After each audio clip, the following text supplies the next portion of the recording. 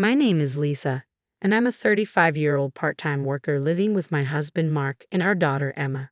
Mark works in an office, and Emma is in the first grade. We bought an old single-family home and still have an outstanding mortgage. When Emma started elementary school, I began working part-time to help pay off our mortgage together. Mark is the eldest son, but his younger sister Nancy married before us and somewhat settled into their parents' house. Although it seemed open for anyone in the family to take over the house, Nancy insisted it was hers, saying, "I'll take care of Dad, so I'll take the house." When Nancy got married and moved into their parents' house, her mother had already passed away, but her father was still in good health, so she didn't need to care for him. Their parents' house is quite large, and I remember being astonished when I first visited it before we got married. It had an impressive gate and a vast plot of land. I asked Mark, "Are your parents wealthy?" Mark hadn't given any impression of wealth while we were dating, so seeing his parents' grand house was quite a shock. Mark denied it, but the interior of the house was equally impressive, surprising me even more.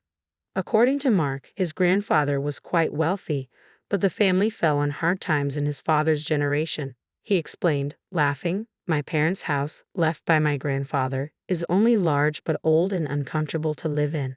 Despite this, given its location in a residential area and the size of the plot, the house is quite incredible." I somewhat understand why Nancy, who pushed Mark out to live there herself, feels the way she does. She'd be happy to make this land and house her own. However, I don't know if the ownership of the property and the house has actually been transferred to Nancy. When Mark and I got married, he assured me that since Nancy would be taking care of his father, I would never have to assume that responsibility. We planned for Nancy to inherit the house in exchange for her caregiving, so we bought our current home. From my father-in-law's perspective, he would probably prefer being looked after by his daughter rather than his daughter-in-law if he ever needed extensive care. However, during our visits to the in-laws' house for Christmas or summer holidays, we noticed Nancy treating her father poorly. During meals, he is often treated as an outsider. When Mark or I try to join him, Nancy gets angry and says, "Dad likes to eat alone, so it's fine. Don't interfere." After meals, when I visit my father-in-law's room to chat, he expresses his dissatisfaction with Nancy, saying, "I don't want to live in this house because Nancy gets in the way." According to my father-in-law, he always eats separately from Nancy's family and gets fewer side dishes. Despite this, Nancy takes a significant amount of money for living expenses from her father, who relies on his pension. Nancy, who promised to take care of her father, doesn't do his laundry or much housework. My father-in-law ends up doing most of the cleaning and all the gardening. Because of Nancy's neglect, even her husband and children do not treat my father-in-law with respect. For instance, when my father-in-law asked Nancy's husband to drive him to the horse race track on his day off, he was dismissed with, "I'm not your chauffeur. If you want to go to the races, use a taxi. If you have money to waste on horse racing, contribute it to living expenses." My father-in-law mentioned it was just a light-hearted comment, but he was reprimanded harshly. Nancy's 10-year-old son is also disrespectful, teasing him with remarks like, "Gramps, stay away. You smell. Don't leave your room." Despite living together since his grandson's birth, my father-in-law has no memories of ever holding him. When my daughter visits, he dotes on her, saying with a hint of loneliness, "You're my only grandchild." Hearing his melancholic words, I started to feel sorry for my father-in-law. Every time we visit my father-in-law's house, my husband gets upset, urging Nancy to treat their father better. Nancy always retorts angrily, "I am treating Dad just fine. Are you trying to steal this house from me? I won't let this house go to anyone." My husband finds it alarming how obsessed Nancy is with the house. Recently, my father-in-law had a fall at home. The house isn't equipped for the elderly, and he tripped over a small step, fracturing his right hand. Thankfully, he had no other injuries and didn't need to be hospitalized, but it's hard to do anything without the use of his dominant hand. When we visited him, we were shocked to see how frail he had become. Not only was he unable to use his right hand, but he could barely move his feet and clearly needed care.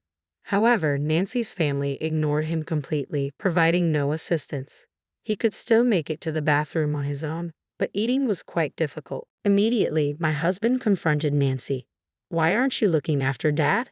Nancy seemed to not understand why my husband was angry and laughed it off. "A broken hand is no big deal. Stop making a fuss. He can walk by himself, and he isn't complaining." It seems my father-in-law, used to being neglected, cannot stand up to Nancy, and she probably knows it. My husband was even more furious. Isn't it obvious we should take care of our parents? Nancy smirked and replied, the same goes for you, right, Mark? You look after Dad. I don't need an old man with barely any money. Haha. I was enraged at how Nancy could see her own father in such a way, but she continued, taking care of a father who only pays a small pension isn't worth it. Her words were so cruel that I lost my temper and spoke up. Fine, we will take care of him. If he stays here, he won't heal properly. My husband agreed, and we decided to take my father-in-law and move him out of Nancy's house immediately. While we were packing up my father-in-law's belongings, my sister-in-law started making demands. Just because you're taking care of Dad doesn't mean you get the house. She cared more about the house than her father and had nothing else to say. My husband responded dismissively, don't worry, I already bought a house. I don't need this one. Do whatever you want with it. Hearing this, my sister-in-law seemed relieved. Even as we prepared for my father-in-law's move, neither Nancy nor her husband helped. Instead, they were keenly checking if there were any valuable items among his belongings. It seemed they had been benefiting from his pension, and with him gone, that source of income would end. They were hoping to find something valuable to convert into cash, but there were no treasures to be found. When my father-in-law left his house, neither Nancy nor her family bothered to see him off. They were so cold. Upon arriving at our house, my father-in-law seemed to lighten up, happily playing with my daughter. He seemed like a completely different person compared to when he was living with Nancy. We set him up in a room that wasn't being used, but since the decision to move was sudden, we hadn't been able to make any preparations. If we had known earlier, we could have done some renovations, installed handrails, and removed any steps. Once the move was over and everything had settled, I apologized to my father-in-law. Sorry, I wasn't quite prepared. I'll install the handrails and such later. To my surprise, my father-in-law seemed equally sorry. My apologies too for making you worry. I wonder if $200 million will be enough to cover caring for me and to look after my horses. I couldn't help but laugh. I thought, is my father-in-law now making jokes like this since moving into our home and becoming more cheerful? Horses, you say? I laughed, dismissing the idea as something far-fetched. I'm not sure how much it costs to take care of horses, but taking care of you will cost more. I didn't understand why he brought up the horses, but his joke seemed typical of someone from a wealthier background, so I decided to play along. However, seeing the worried look on my father-in-law's face when he heard my response, I started to wonder if my joke had struck a nerve. Then he began to talk. Does taking care of a person really cost that much? All I have left is $200 million. Looking at my father-in-law's serious expression, I realized his earlier remark wasn't a joke at all. In a panic, I tried to backpedal. The previous comment was a joke. $200 million is more than enough. In fact, it's too much. I immediately sought out my husband to ask about the horse business and the $200 million. My husband seemed just as baffled, but then he recalled something his grandfather had mentioned about being a landowner. Do you remember me telling you my granddad was wealthy? Maybe Dad was a horse owner. We decided to get the full story from my father-in-law. It turned out that he had owned horses for years, and his frequent trips to the racetrack weren't for betting but to check on his own horses. He had never disclosed his horse ownership to his family, so neither Mark nor Nancy knew about it. Now, with his broken hand, he was starting to seriously think about his future. He feared that if he mentioned his horses and the $200 million in assets to Nancy and her husband, they would immediately demand a share. My casual mention of home modifications must have triggered his concern. He decided to confide in me about his horse ownership and his financial situation. Understanding the situation, my husband reassured his father with a cheerful tone. I'm not sure how much it costs to take care of horses, but if you've got $200 million, you should be okay. We'll figure out your caregiving expenses, so just leave it to us. His confident declaration put me at ease. After confirming with the person who had always looked after the horses that everything would be fine, we decided to set the horse issue aside. Knowing that my father-in-law was quite wealthy, I started to see him in a different light. I imagined his daughter, who had kicked him out despite his considerable assets, would regret her actions once she knew the truth. The thought of her regret gave me a sense of satisfaction. Since my father-in-law moved in with us, our lives had changed. Managing my part-time job and caring for him was hectic, but my husband helped out, and we managed. With my father-in-law at home, my daughter found a new conversation partner, and he seemed much happier. His walking had improved since moving in, and even before the home modifications were finished, he was able to walk slowly with the help of a cane. Although his broken hand hadn't healed yet, he was practicing eating with his left hand. At his previous home, his nephew would complain whenever he left his room, and he had hardly walked at all. Whenever he tried to go to the racetrack, his son-in-law would look annoyed. This lack of activity may have contributed to his muscles weakening and his fall. On sunny days, he could even go for a walk with the help of my daughter. I had been so focused on my father-in-law's recovery that I had completely forgotten about my sister-in-law. However, 3 months after my father-in-law moved in with us, my sister-in-law called in a panic. "Is Dad there? If he's there, get him on the phone immediately." At that moment, my father-in-law was out for a walk with my husband and daughter. When I told her that, she got even angrier. "You knew, didn't you? You knew that house was rented. That's why you took Dad, to cause problems for us." I was confused by my sister-in-law's outburst. She seemed to be saying that their house was rented, but she had always claimed it was theirs. It might still be in my father-in-law's name, but calling it a rented house didn't make sense. As I struggled to respond, my sister-in-law's frustration only grew. Some guy claiming to be the landlord of my family home showed up, saying I'm behind on rent and that I need to either pay up or get out. My confusion deepened.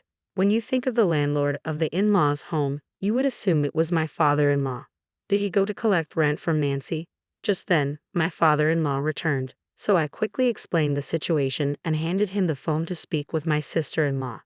With a hint of anger, my father-in-law addressed her. "Weren't you informed that the house was rented? That house belongs to the company where my father was the CEO. I have been paying the rent until you kicked me out." My father-in-law's tone was detached, and my sister-in-law, sensing his anger, shouted into the phone, "I haven't heard anything about this. I'm coming over right now, so wait for me." About 30 minutes later, my sister-in-law and her husband arrived, faces flushed with anger. They seemed shocked to see my father-in-law walking on his own, but clearly there were bigger issues to address. As my sister-in-law erupted again, she said, "I thought the family home and land belonged to you, Dad. Did you deceive me?" Grinning at her, my father-in-law replied, "I didn't deceive you. I just kept silent because you've been treating me so harshly." My sister-in-law was left speechless by his remark, so her husband stepped in. "All that aside, can you please pay the rent? If you don't, we'll be kicked out of the house." Despite the desperation in my brother-in-law's voice, my father-in-law laughed it off. "Why should I pay rent for a house where I'm not living? After you guys kicked me out, don't you think that's a bit too much to ask?" Unable to counter his reasonable statement, my brother-in-law fell silent. This time, my sister-in-law began to speak. "Dad, were you planning to make us struggle from the beginning, pretending to be injured? You seem far more energetic than when you were living with us." I stepped in to address my sister-in-law's bizarre claim. "That's because he's been doing rehab exercises every day, practicing walking and training to eat with his uninjured hand." My father-in-law added, "I think being kicked out by you guys was a blessing. Ever since I came to live with Mark, we all eat together, and I'm never treated like a nuisance." Upon hearing this, my sister-in-law and her husband fell silent. Then, right on cue, my daughter blurted out about my father-in-law's real status. "Grandpa, your horse is going to race in the next horse race, right?" My father-in-law grinned and replied, "It'll be in this Sunday's race. Why don't we go watch it together?" My daughter cheerfully ran off, but my sister-in-law and her husband seemed to grasp the significance and hastily asked, "Dad, do you own a horse?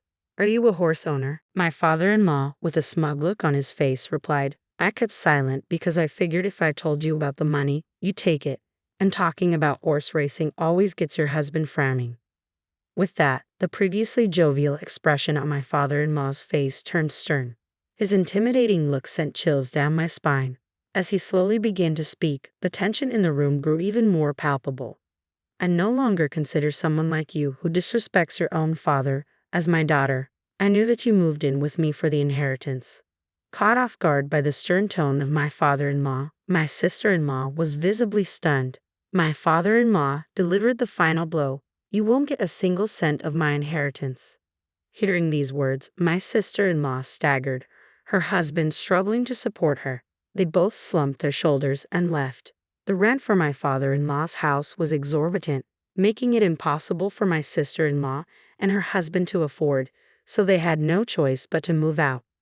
I had no idea that my parents-in-law's house was rented, and neither did my husband.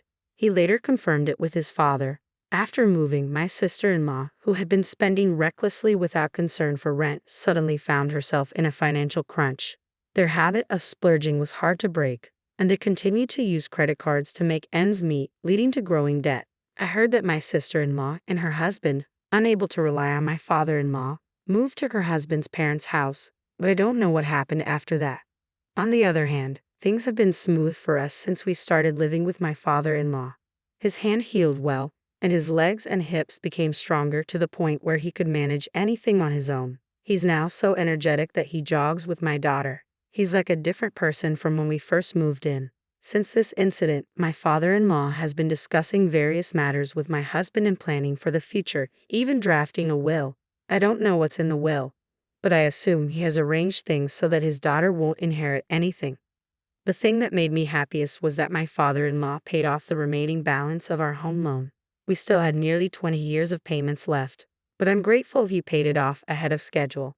With the loan fully paid, my father-in-law is considering some renovations to make our home more accessible, smiling as he talked about his plans. Once the renovation is finished, I can become bedridden any time. But I don't want him to say such things. I want him to stay healthy for as long as possible.